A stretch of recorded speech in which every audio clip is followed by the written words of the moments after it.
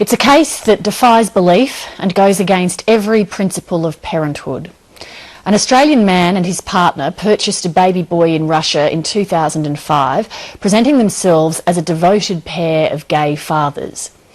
In reality, behind closed doors, they were sexually abusing the boy and allowing others to do the same from when he was less than 2 years old.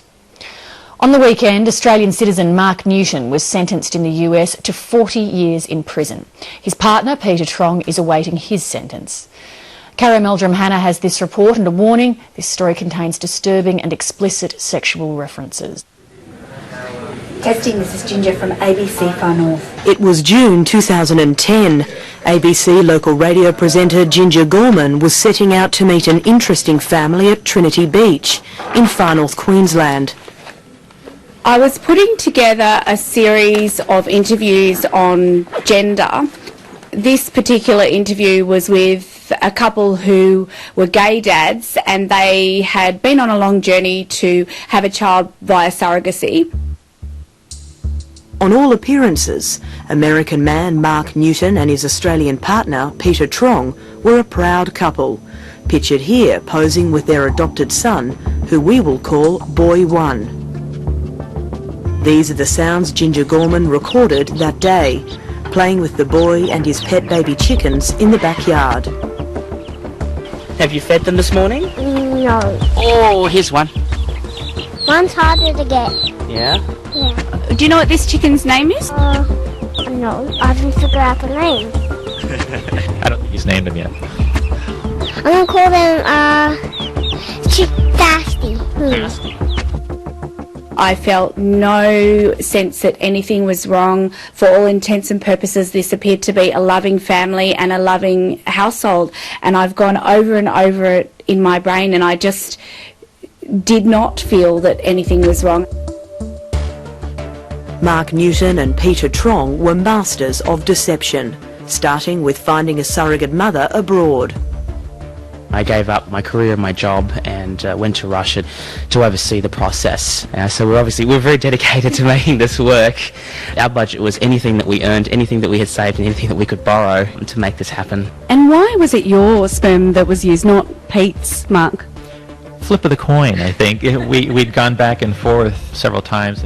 This was the first of many lies told by Newton and Trong, whose depraved secret life was uncovered a year and a half later, when in February 2012 the men were arrested in California, charged with producing and sharing child pornography and extreme acts of sexual exploitation.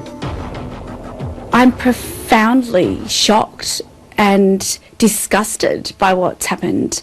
Since then, I just am revolted, and I find myself quite despairing about the turn of events. You know, the purchase of a child, to bring the child into your life for the explicit and sole purpose of exploiting him across a network of men is incredibly depraved and a very, very sad tale for that little boy. The sad story of Boy One's life begins here in Russia. According to US court documents, in July 2005, his mother sold him to Newton and Trong for $8,000 US. His birth papers were falsified to list Newton as his biological father, paving the way for Boy One to be adopted and brought to Queensland. 6 years would pass until August 2011, when a chance discovery was made here in Wellington, New Zealand, by John Peacock, a senior internal affairs investigator. During the investigation of a Wellington man, the forensic analysis of his machine identified a series of images of Boy One. He was shirtless, and they were quite contrived, staged photos, if you like, that just, as I said, didn't sit right in terms of standard family holiday type snapshots.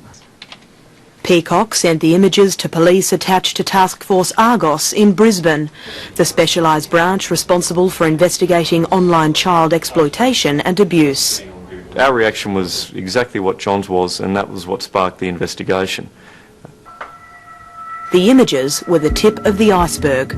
Police discovered chat logs between Trong, Newton and the New Zealand man, where they bragged about having sex with their son, Boy One, since he was little, and had given him to several other men around the world for sex, including 2 men based in Indianapolis in the US, who were being investigated by police.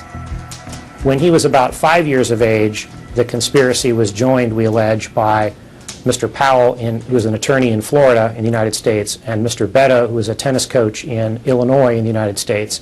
They got involved with Boy One, we allege, when he was about 4 to 5 years of age. The 4 men form part of a network known broadly as the Boy Lovers Network. Men who believe that the sexual abuse and rape of boys from as young as 2 years old to 10 years old is a form of consensual love between man and boy. At its height, this chatboard, boylover.net, had 70,000 members worldwide. In 2009, boylover.net was smashed in a series of global raids, with several Australian men arrested. 670 suspects have been identified. 184 arrests have already been made, and 230 children, as victims of these terrible crimes, have been identified and rescued from further harm.